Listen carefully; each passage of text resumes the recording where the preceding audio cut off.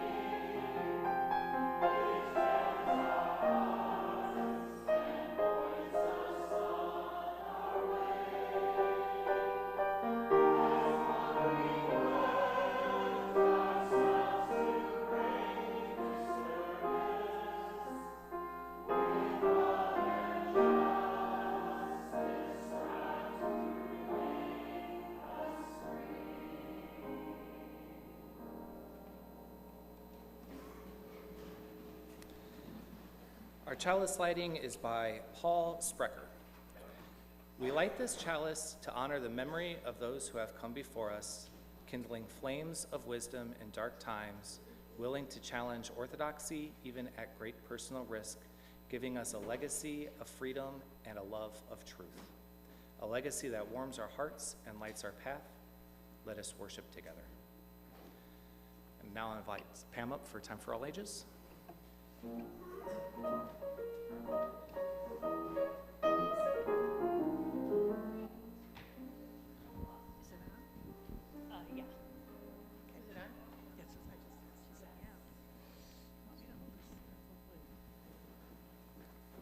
Good morning. So great to see everyone today. I missed you last week.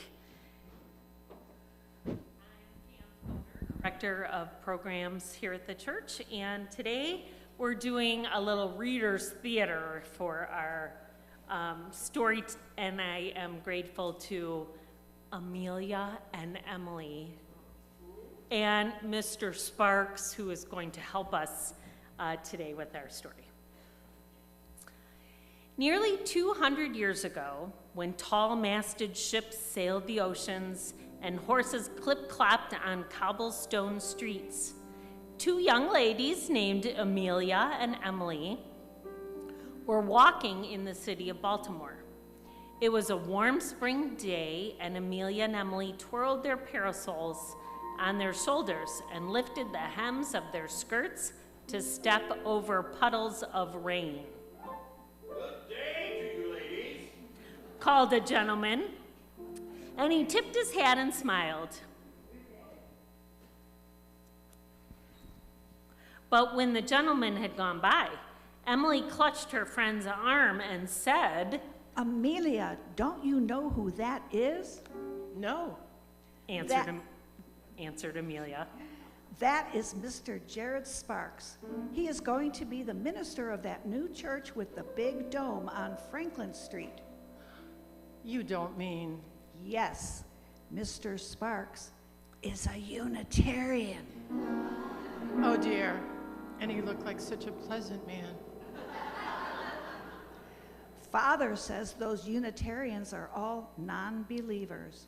But I heard he was going to be ordained on Wednesday. They may call it ordained, but Father says he would never call a Unitarian minister reverend because they are not proper Christians. They don't even believe that Jesus was the Son of God.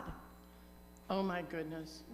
Mama said one of their ministers, a Mr. William Ellery Channing, will be coming down all the way from Boston to give a sermon, and a great many other ministers will be in Baltimore too. No one will hear Mr. Channing's sermon unless they're sitting in the front pew. People say that in the grand new church those Unitarians built, it's simply impossible to hear, which is a very good thing. Yes, it is. That sort of Unitarian nonsense should not be spread around. And with that declaration, the two young ladies continued on their walk, stepping over puddles and twirling their parasols on the way.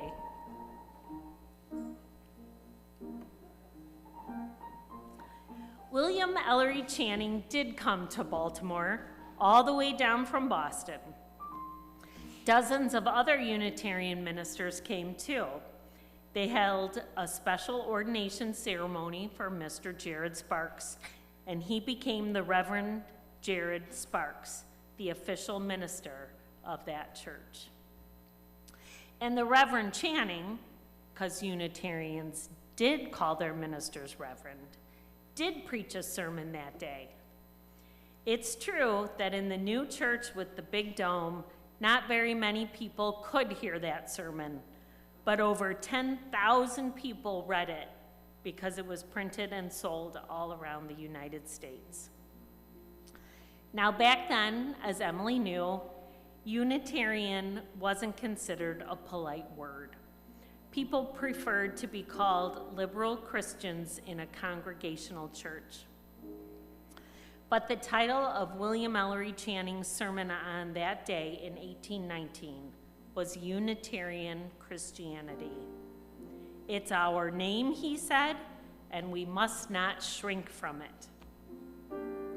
2 years after Mr. Channing's sermon in Baltimore, over 100 congregational churches had declared themselves to be Unitarian. 6 years after the sermon, a group of ministers created the American Unitarian Association. They were proud of that name and so are we. The end.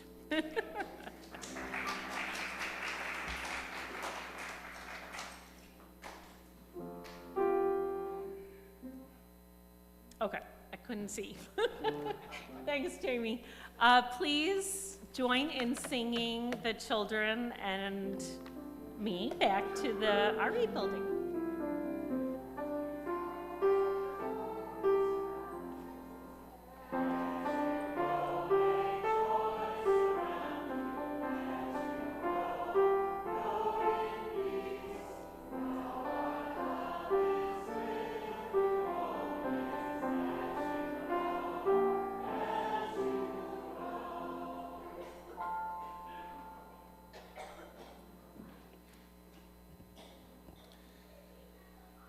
Our first reading is a statement of faith titled Things Most Commonly Believed Today Among Us. It was written by William Channing Gannett for the 1887 meeting of the Western Unitarian Conference in Chicago, adopted by a vote of 59 to 13. We believe that to love the good and to live the good is the supreme thing in religion. We hold reason and conscience to be the final authorities in matters of religious belief. We honor the Bible and all inspiring scripture, old and new. We revere Jesus and all holy souls that have taught men truth and righteousness and love as prophets of religion. We believe in the growing nobility of man. We trust the unfolding universe as beautiful, beneficent, unchanging order.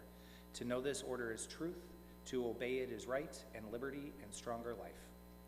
We believe that good and evil invariably carry their own recompensance. No good thing being failure and no evil thing being success. That heaven and hell are states of being, that no evil can befall the good man in either life or death, and that all things work together for the victory of the good. We believe that we ought to join hands and work to make good things better and the worse good, counting nothing good for self that is not good for all. We believe that the self-forgetting, loyal life awakes in man the sense of union here and now with things eternal, the sense of deathlessness, and this sense is to us an earnest to the life to come.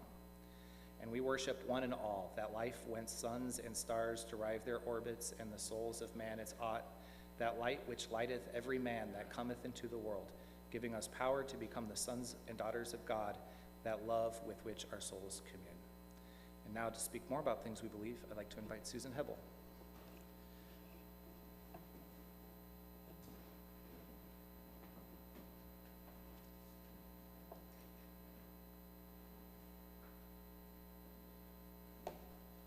Good morning.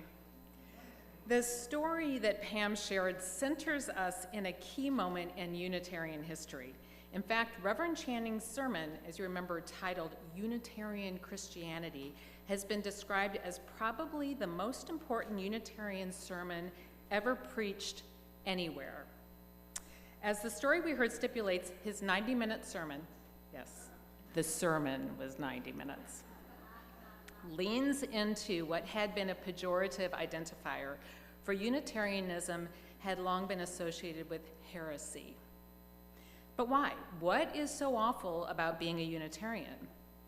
Essentially, Unitarian beliefs flipped the theological script. For one thing, that Unitarian nonsense objects to the doctrine of the Trinity, the Father, the Son, and the Holy Ghost.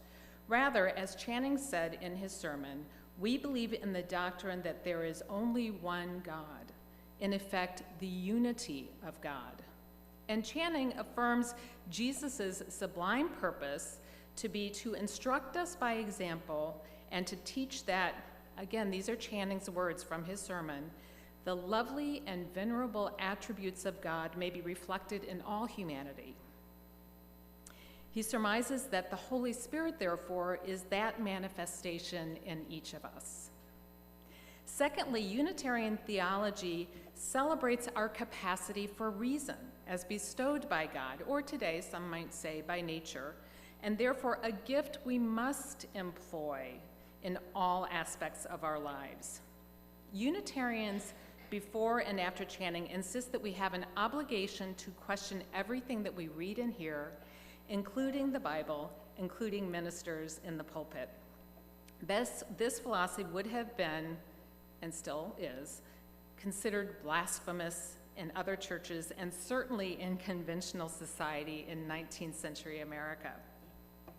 And significantly, Unitarian belief debunks the powerful notion of a tyrannical, punitive God to whom most Christians in the 19th century bowed their heads.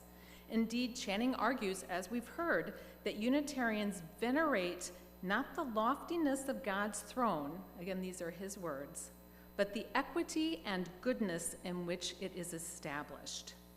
And therefore, Unitarians aspire to honor God's infinite goodness, kindness, benevolence, not to a few, but to all. Channing's sermon explicitly rejects the Calvinist fixation on the assumption of depravity in human beings and espouses instead a conviction that every person embodies limitless potential for goodness and love. I think we can all recognize that as a through line of Unitarianism well into the 21st century, regardless of contemporary UU attitudes about God. The Baltimore sermon, which one historian calls the mic drop of its time, if they had microphones, which apparently they needed, was both radical and rousing, leading finally to a clean break from the Congregationalists, who had been their theological brethren, and toward a distinguished identity as a leading liberal faith in the 19th century in America.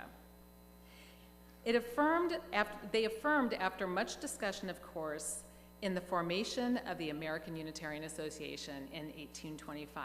And I believe it was the date was either today or tomorrow, 1825, so really 200 years ago.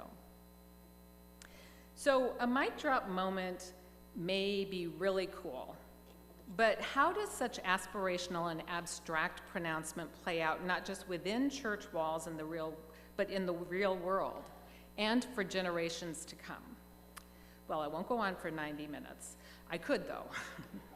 But we have 2 centuries full of examples of awful Unitarians who, like Channing, drew from their faith to challenge the status quo, a status quo often steeped in unyielding religious doctrine, a status quo often set on holding down rather than lifting up our collective humanity. And on this day, celebrating the 200th anniversary of the American Unitarian Association, I am happy to share a few brief stories of exemplary Unitarians. And I hope you'll look into some of these folks more in depth. Preaching about 20 years after Channing was Reverend Theodore Parker, who was notably the first to refer to God as both Father and Mother. That was an extraordinary notion in itself. And even though he was considered one of the most influential preachers of his time, he was actually excluded from polite society because of his activism in regard to what were considered, and this is a quote, respectable evils, like poverty, war, and slavery. Just digest that for a moment. In correspondence with colleagues, Parker acknowledged the peril of living his faith as he harbored fugitives of slavery in his home and in his church. He wrote, "I have written my sermons with a pistol in my desk, loaded and ready for action." And as you probably know, from early in our nation's founding, Unitarians, both male and female, advocated for the rights of women, like Lucy Stone. In the mid-1800s, Stone spoke out for education reforms, the abolition of slavery, and women's rights. She fell in love with fellow reformer and Unitarian Henry Blackwell, but refused Blackwell's marriage proposal because 19th century law required a married woman to forfeit her individual rights and property upon marriage. Stone finally agreed to marry Blackwell once he committed to publicly renounce his legal privileges as her husband. In 1855, Blackwell read their jointly written marriage protest aloud at their wedding service, and Lucy Stone retained her personal rights, her property, and her maiden name in marriage. I'm going to close with the story of Unitarian minister Waitstill Sharp and his wife, Martha, who were encouraged by the American Unitarian Association to help establish the Unitarian Service Committee in 1939. With the support of their church and the AUA, the Sharps left their young children in Massachusetts and traveled to Czechoslovakia to coordinate humanitarian aid as Nazis stormed through Europe. Over the next 2 years, they helped hundreds, perhaps thousands of Jews, non-Jews, intellectuals, political leaders, writers, artists, and dozens of children flee to safety.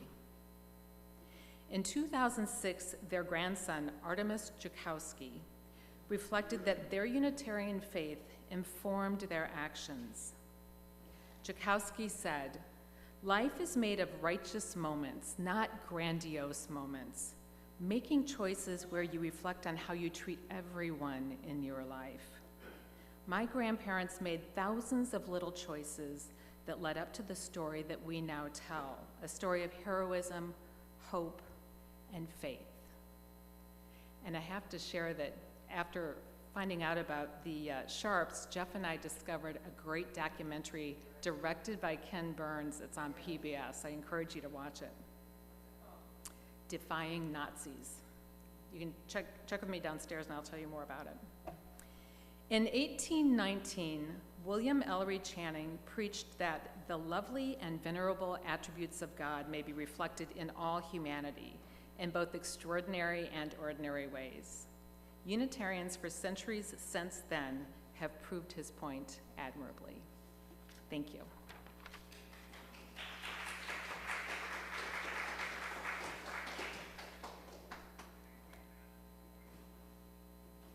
Thank you, Susan.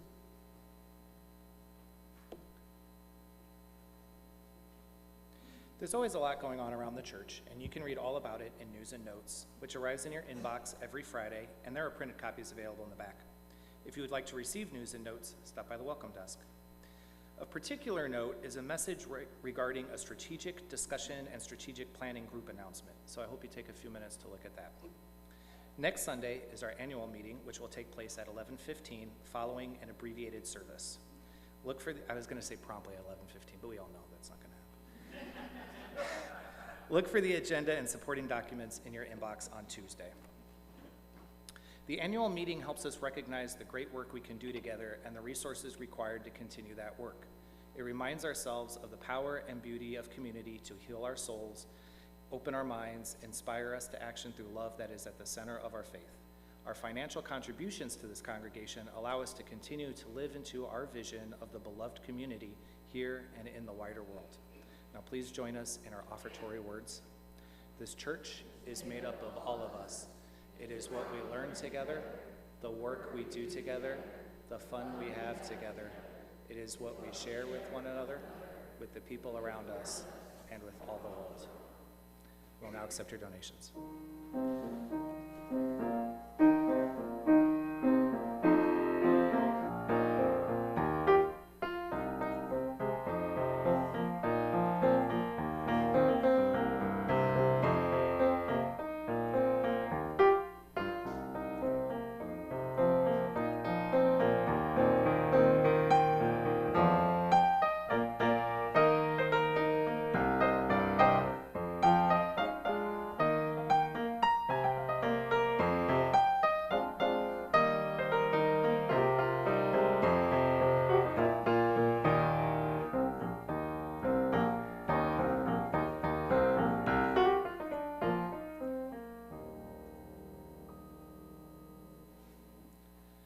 Our second reading today is A Paradox of Ancestry by Chris Rothbauer.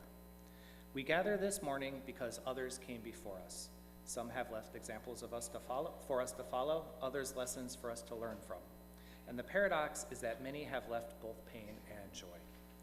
We honor our ancestors this morning, not because they are perfect, but because without them we would not be here, together, sharing our joy, our pain, our living, and our dying.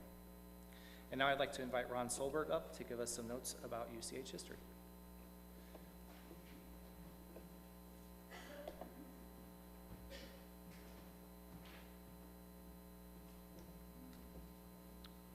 Guten Morgen. UCH as home. So please return with me to where this all began. While we gathered together informally beginning in 1870, it was in 1889 when our current church building was dedicated, and we were known as the Unity Church of Hinsdale. And we were led by our very first Unitarian minister, the Reverend William Channing Gannett. It is no mere coincidence that our minister carries in part the name of the founder of the American Unitarianism Society, William Ellery Channing, as he was christened at birth in 1840 in Boston by Reverend Channing, a close friend of the Gannett family. While he was with us for a very short time, Gannett's impact would reverberate with us and the denomination again and again over many years.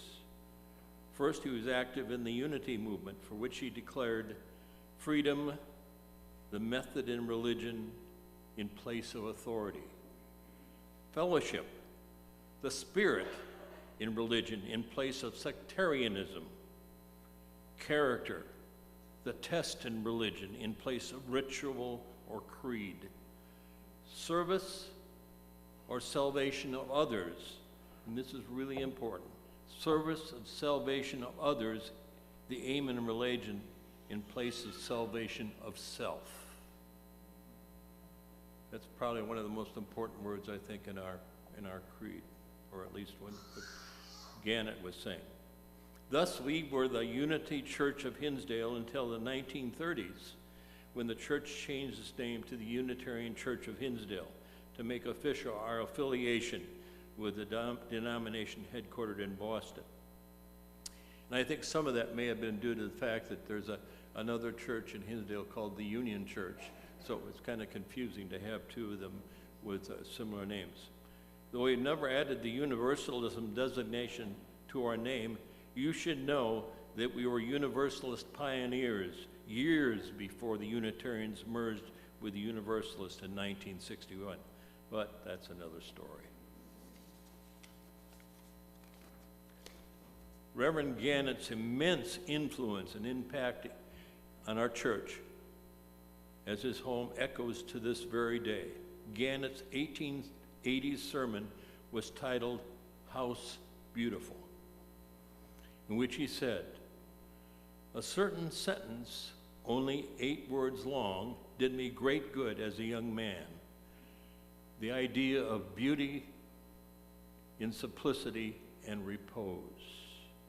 It applies to everything, to manners, to talk, to sermons, to style and writing, to faces, to character.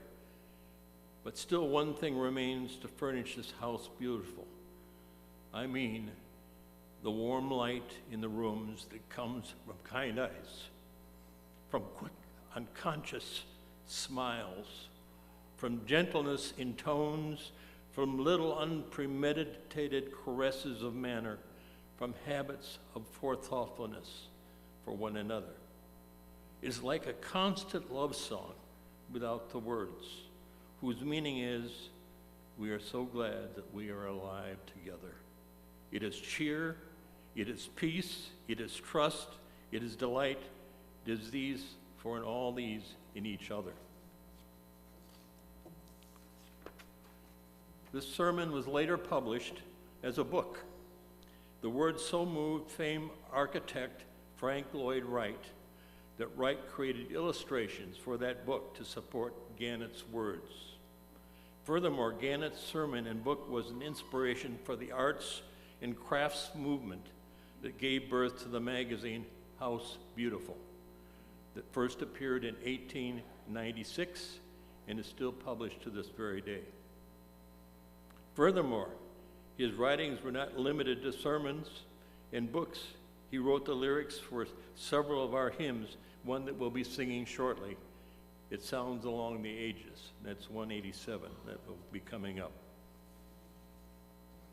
So let's consider how this this building, which we gather together in, is both a physical and spiritual home of our faith.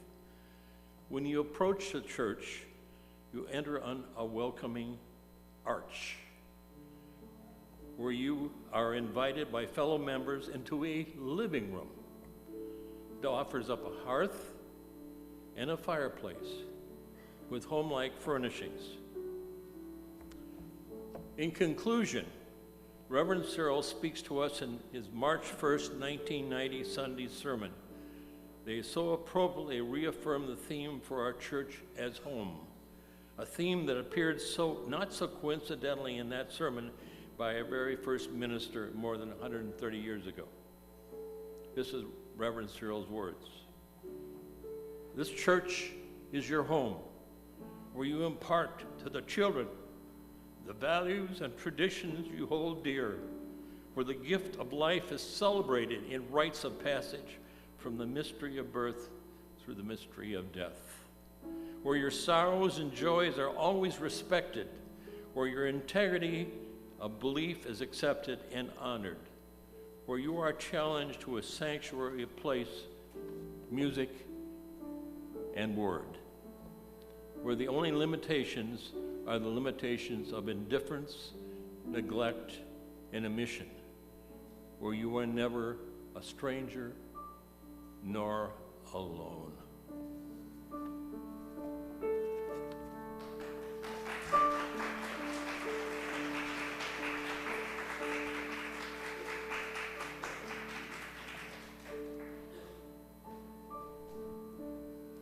Thank you so much, Ron. Ron has assembled a team where they're cataloging the history of UCH. We have a little museum that's kind of in progress, but it's downstairs. So if you haven't seen that, I recommend you take a look.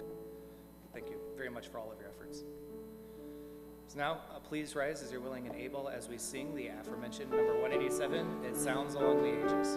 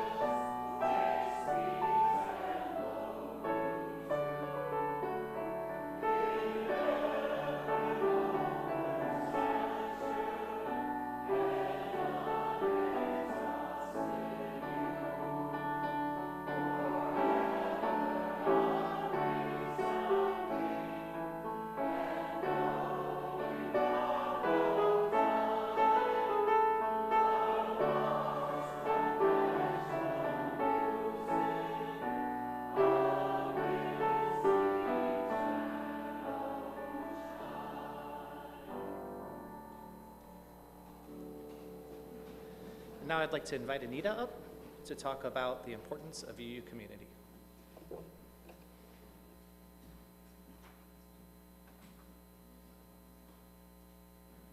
Good morning. I'm going to talk about retreats, community, but more specifically, GA, What's GA? You'll find out.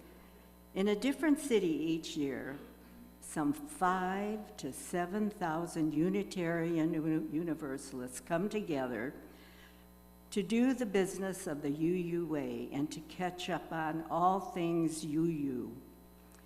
It is a worldwide affair, not unlike a political convention, with delegates representing churches and other members participating in workshops, exhibits, and all sorts of meetings. It is a family affair, so if you have kids, you can go to GA. It has programs for young adults and young children. It is called the Unitarian Universalist General Assembly.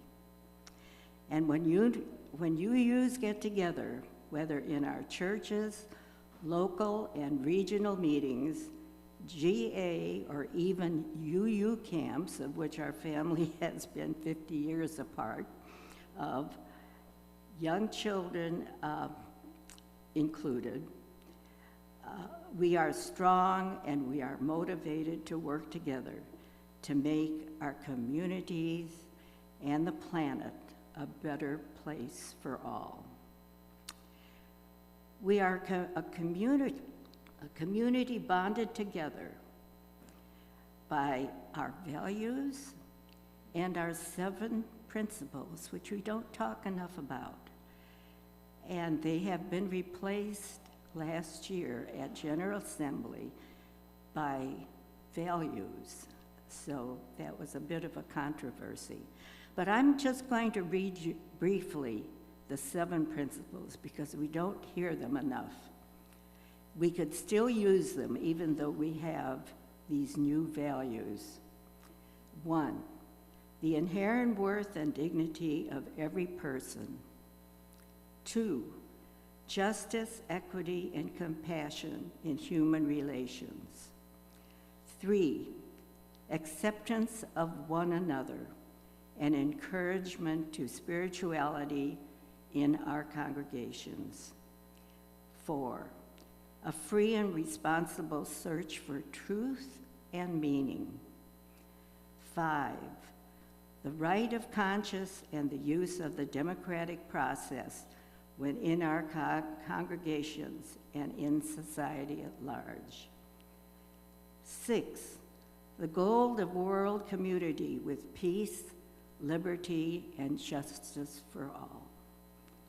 And 7, respect for the interdependent web of all existence of which we are a part. As I said, last year at GA, after a 3-year study by the membership, 6 values have replaced these principles in our bylaws, but the principles are still being used. My family has attended 3 General Assemblies, and I have attended 5. The last one being in 1979, and I'm sure things have changed and are different now than back then. But I looked at this year's schedule. Some things never change. So for a few minutes, I'm going to take you along to General Assembly and show you what the highlights are and why you should go. So imagine first, this is your first morning. You have finished breakfast. You find yourself part of the steady pace of people entering the auditorium.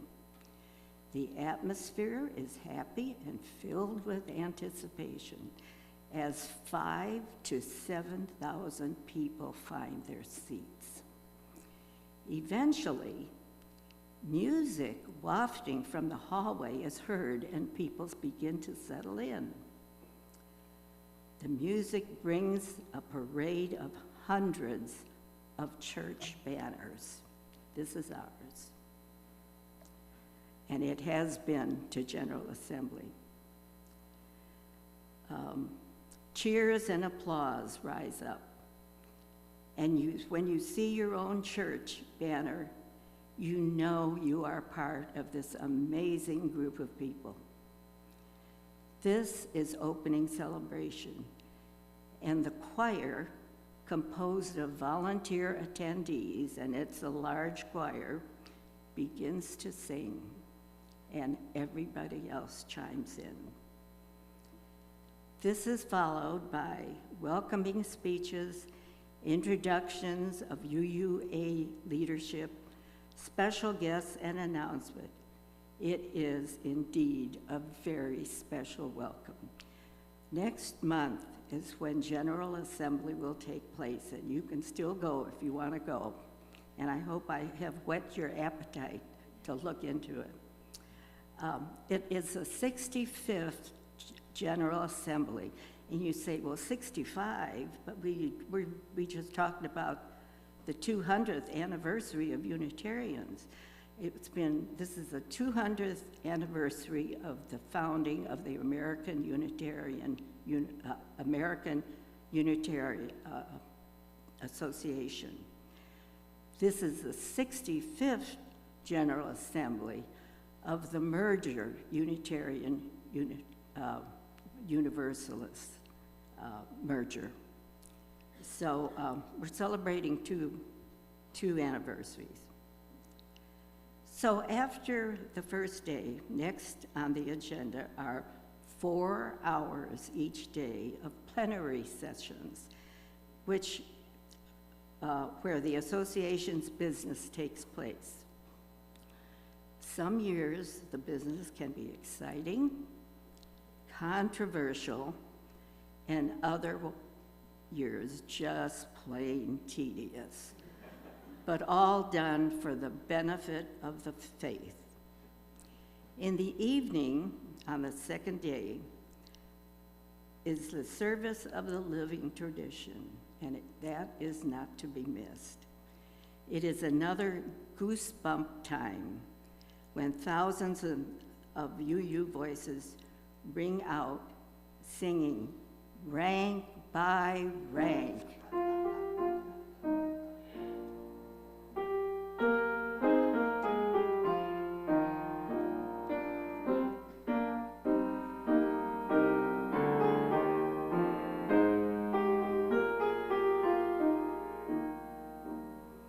Thank you, thank you.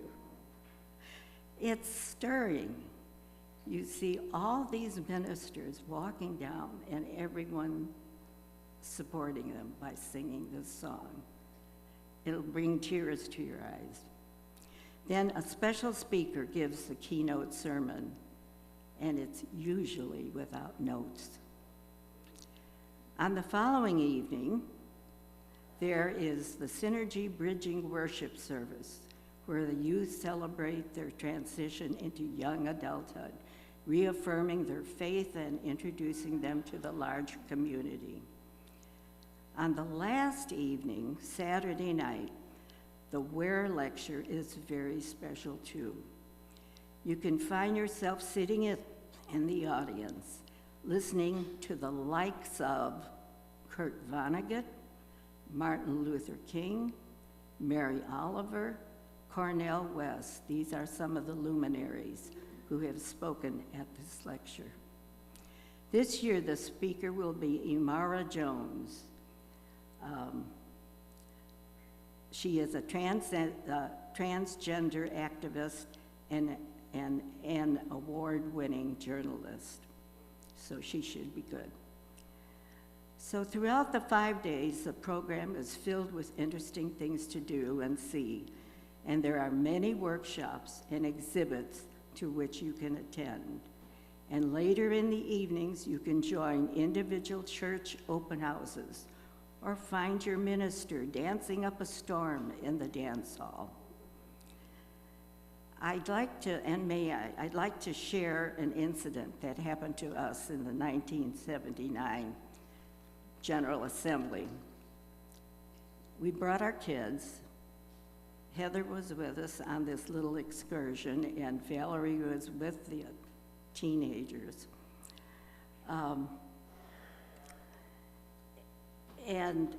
The GA committee produced tickets to go to the Boston Pop's orchestra that night.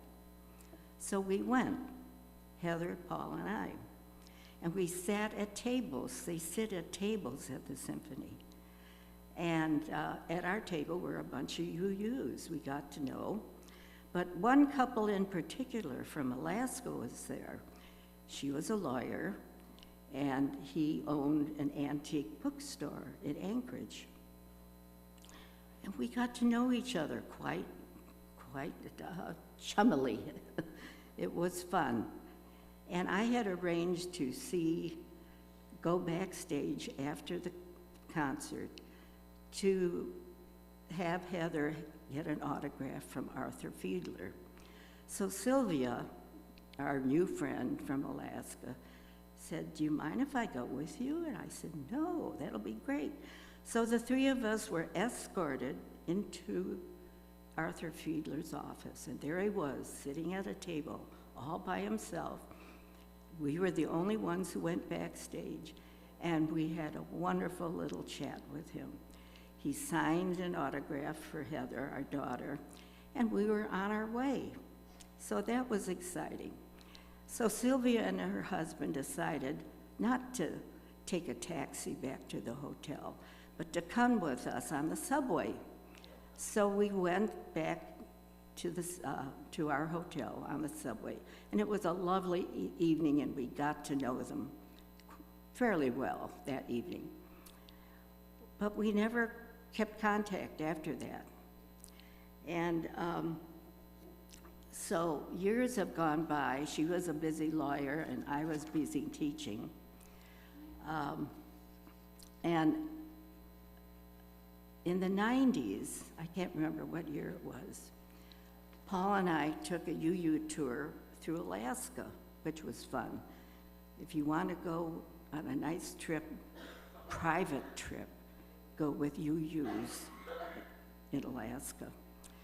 And I never thought to ask anybody at the Anchorage church about Sylvia, because I assumed she had already passed. And so I didn't say anything. I did tell Paul's cousin, who belongs to the church, that we had met Sylvia. And so we were on our way back home. Would you believe, about 5 years ago, we get a call from Paul's cousin. And Mercy says, didn't you say that you knew Sylvia? And I said, yes. Well, there's an article in the Anchorage newspaper. She's having her 100th birthday on Zoom. After almost 40 years or more, I said, I'm going to go on Zoom. And I was the first one on Zoom, and there were so many people on there wishing her a happy birthday. And I related our experience meeting, and she vaguely remembered. But it was wonderful to talk to her, to see how vibrant she still was. Her memory was a little sketchy, but it was such a reward. So, if you go to General Assembly, you too could have a similar experience maybe. But it was one of the many things that we get out of going to Unitarian Universalist events. We get community, we get friendship, we get family. So, I hope I've whet your appetite to attend GA. It should be a very special one, being the 65th and 200th anniversaries of the association.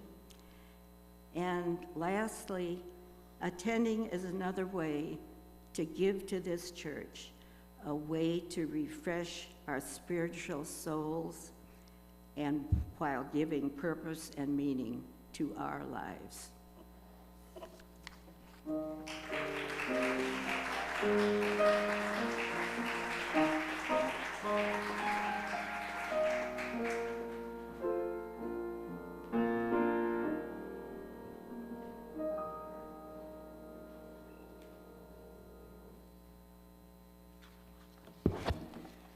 Good morning, I'm Julia Beckman with a frog in my throat. I'll get it out. Just very happy to be here to share the wonderful history of the UUA, but I'm going to be sharing a small part of our own UCH history about the contributions of a remarkable couple to the life of our church, Dallas and Jack Cole. They were longtime members of our church who left some years ago. Jack was a musician and composer. He has since passed away. In the mid-70s, he decided to use his talents for a long-held dream. He founded the Unitarian Chamber Orchestra, and they regularly performed concerts in this room. To accommodate the 15-piece orchestra, he built portable wooden platforms which extended from out of the stage, and then he would fold them up so that we could have regular church services, but it was quite the effort. In addition to the platforms, he built music stands like that one. This is the last one remaining. And so we've kept it over in the Joshi, and I use it sometimes when I'm directing the choir. But he built all of them with his own hands. Many talented musicians from the western suburbs were members of the orchestra. In addition to the platforms, as I said, he built the music stands, and he also even composed music for it. The orchestra soon outgrew this space, though, and became the Hinsdale Chamber Orchestra, whose performance space was in the Union Church, which was mentioned earlier. There are still people who confuse the Union Church with the Unitarian Church.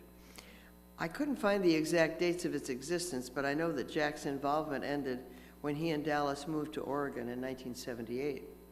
So we fast forward to 1987. Dallas, his wife, was a very talented professional sculptor. Actually, she still is, I believe. She specialized in stone bas-reliefs. Those are stone sculptures that fit on a wall.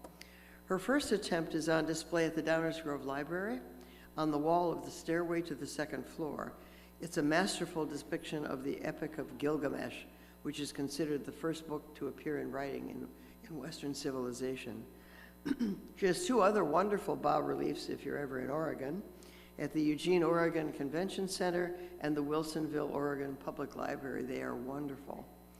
In 1987, she returned to Hinsdale to design and build our Tree of Life sculpture. I read from the newspaper article in the Hinsdale Doings, dated September 10th, 1987.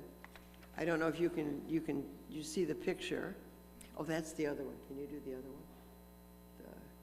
Yeah, that's it. Thank you. And then that one will come later. It's from the Hinsdale Doings. Do we all remember? Some of you may not, but there used to be these community newspapers of September 10th, 1987. So what she says in the article, I quote, "It's a background for something wonderful that always happens here," she said of her new wood relief sculpture at the Unitarian Church. Speaking over the din of two craftsmen pounding her 500-pound work onto the main wall of the church, Cole last week said she hoped parishioners in the church will feel a warmth, a calm, and a welcoming, I quote, when the sculpture is unveiled. The Tree of Life is the latest work for her, and I just told you what she had done, what she's done since then, who has been sculpting since 1960, when she was an apprentice to St. Charles artist Frank Lukowski. She says, "I'm not trying to make an artistic statement." She says, "I really like to make something that makes people feel good." What Cole has made for the nearly century-old church is an approximately 30-foot by 20-foot birchwood relief representing a large tree and arch hanging over the church sanctuary. She says the final work will look light and airy, and I would agree. 2 years in design and construction. The piece was inspired by her affection for that arch that Ron mentioned at the front of the church. But the article in the newsletter says it's her affection for an arching window at the front entrance, so it wasn't, you can't believe everything you read, I guess, which she wanted to echo at the building's other end. Inspiration also came, which is something I didn't know about her, from her fight to preserve Douglas firs in Oregon. "These old trees," I'm quoting her now, "these old trees are in danger of being cut down when they really should be protected." I'm trying to talk the way she would have. She was very energetic about it. She said, "I think it's a very good metaphor for a church because you have sort of traditional values and then new energy that keeps coming up." And I quote again, "Old growth is always on my mind, and I think that's why I like the tree form." She designed the models for the work in the Lyle basement of one of her sons. I can't even imagine that. It was constructed by Joliet carpenter Dominic Imburgia and installed by Jim Altree, who's in the picture, of Hinsdale. And then after it was completed, it was dedicated to another person, a good friend of the Coles, Robert H. Harvey. Robert and his wife Tinker were longtime members of this church. So it was all very much together. And I might add that Dallas chose wood instead of her usual stone because this thing weighed 500 pounds. The stone would probably have collapsed the church wall. I don't know, but, and then the next slide. So to get back to Jack, he also returned to Hinsdale for the dedication. He had written special orchestral music and a choral piece using the text of Ed Searle's poem. The picture, it shows Ed leaning over the piano talking to Jack. And the name, it was called In Eternity. Unfortunately, even though I was the choir director at the time, I'm embarrassed to admit I have no memory or copies of that music. It's a sad thing. And of course, there was no YouTube video to preserve the occasion, so I will keep looking in the archives that Ron has collected. Jack and Dallas exemplified the very best of Unitarianism. We were lucky to have them as part of our family. Thank you. I'll stay up here.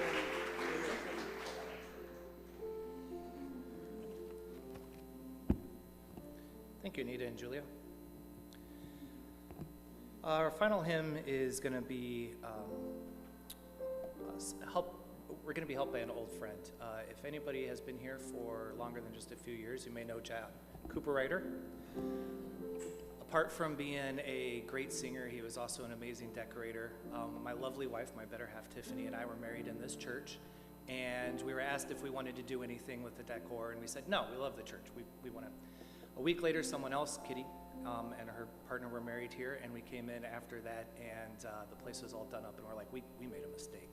We should have had John decorate it for us. But this is number one, May Nothing Evil Cross This Door. This is actually recorded during COVID and presented over Zoom, so people had something to sing to over Zoom. I'll get to it eventually.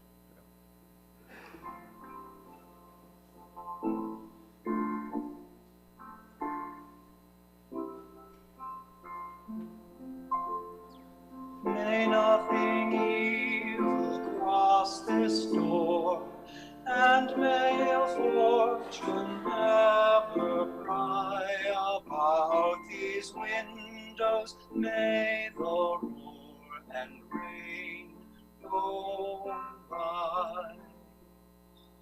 By faith made strong, the rafters will withstand the battering of the storm. This hearth through all the world grow chill will keep you warm. He shall walk softly through these rooms, touching our lips with holy wine, till every casual corner blooms into a shrine. With laughter drown the raucous shout, and though these sheltering walls are thin, may they be strong to keep hate out and hold love in.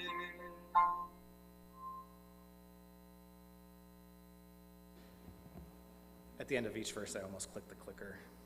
That would have been terrible. It would have left the video.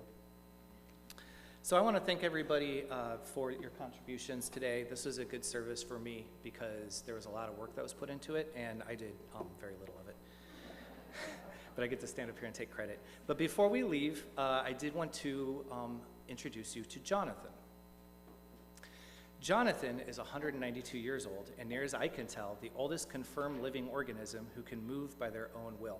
I discovered him because I really wanted to find someone who was exactly 200 years old. But AUA was only 8 when Jonathan was born, so we're just going to go with him. And I was thinking, if an infant Jonathan happened to meet another 192-year-old tortoise, we'll call him Jonathan Prime, they would have been born in 1641. So next time you're feeling a little senescent, consider that we are but 2 tortoises separated from the mid-17th century. 1641 is actually an important year. It was a year of great Anglican upheaval. King Charles I consolidated power in the Church of England, and as part of that consolidation, he ordered the voluntary deportation of all Catholic priests. He gave them 1 month, and if they were still in England in 1 month, they were summarily executed. The political consolidation of the church would help precipitate the First English War, causing the creation of the new model army and helping to solidify power in a growing congregationalist movement. Later branches from this very movement would lead to the establishment of Unitarian religions, or liberal Christian religions.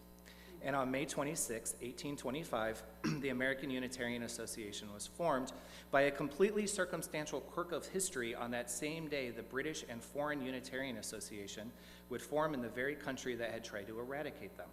Truly, lots of religious and societal progress had been made in the intervening years. Now, although I don't know for sure, because the lead is too good to risk validation through research, the leaders of Unitarianism might have been emboldened to form AUA by the recent ascent of the presidency by a Unitarian, John Quincy Adams. And while the issue of religious freedom has been mostly settled, many inequities remained, both home and abroad, and much like Britain in the 17th century, these injustices would often require blood to resolve. So really, I just want to say, as I approached high school graduation, I started worrying about the cost of college, and I eventually broached to my mother that I was planning on joining the ROTC. "No, you're not," she said matter-of-factly. I assured her she needn't worry. I was planning on joining the Navy, and besides, Al Gore was going to be president. What could go wrong? She didn't even glance in my direction. "You're not military material." Now I ask, can you imagine somebody looking at this and saying that that is not military material? I graduated high school in 1999, and of course, by the time my ROTC term would have ended, the world was in a much different place than it was when it would have begun. We were engaged in 2 wars, and I was not very happy about it. One was, at best, mismanaged, and I felt the other was, at best, wholly unjust, and this was an opinion I was all too eager to share with anyone who would listen, a substantial portion of which, upon reflection, probably did not care to. Still, as I neared my 30s, it would be a sense of constant frustration to hear my elders complain about the lazy and entitled generation that was barely a decade younger than me. To the best of my knowledge, this was the only generation in American history, perhaps in world history, who volunteered to sign up for not 1, but 2 wars. As an 18-year-old male, I was legally compelled to visit the post office and register for the draft, and I was proud to do it, but to be honest with you, I always knew I would never be called upon. So this weekend, a lot will be said about the freedoms we have because of those who have served. But for me and many other people, especially men in my time and age, this has a much more direct and tangible impact. I have had the historically unique opportunity to never have to even worry about fighting because of all the people who did so before me and all the people who volunteered in my stead. So for all the people who have served or are serving, I salute you. And for all the people who have lost someone in service, we all mourn with you. Thank you, and have a peaceful Memorial Day. And now please join us as we say our extinguishing words. We extinguish this flame, but not the light of its truth, the warmth of this community, or the fire of our commitment. These we carry in our hearts and share with all the world.